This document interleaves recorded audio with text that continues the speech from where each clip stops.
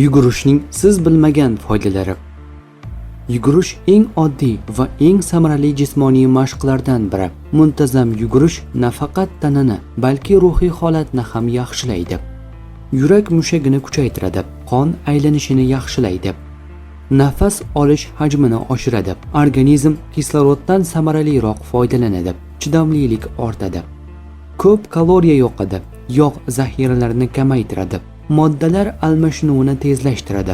30 daqiqa sekin yugurish 250-350 kilokaloriya, 30 daqiqa yugurish esa 350-500 kilokaloriya yo'qotishni ta'minlaydi. Oyoq mushaklari rivojlanadi, son va dumba mushaklari mustahkamlanadi, qorin va bel mushaklari ham faol ishlaydi.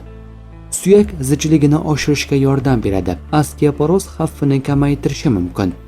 Yugurish vaqtida organizmda endorfin ishlab chiqariladi. Bu baxt gormoni hisoblanib, stressni kamaytiradi, tashvish va tushkunlik alomatlarini yengishga yordam beradi.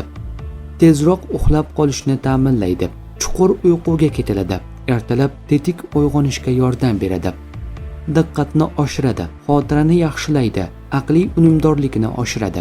Muntazam va me'yorda yugurish immun tizimi faoliyatini yaxshilashi mumkin.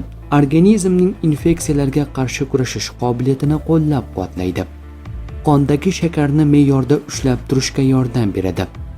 Yomon xolesterin miqdorini kamaytirishga va yaxshi xolesterinni oshirishga yordam beradi. Muntazam jismoniy faollik, jumladan yugurish, erta o'lim xavfini kamaytirishga yordam beradi.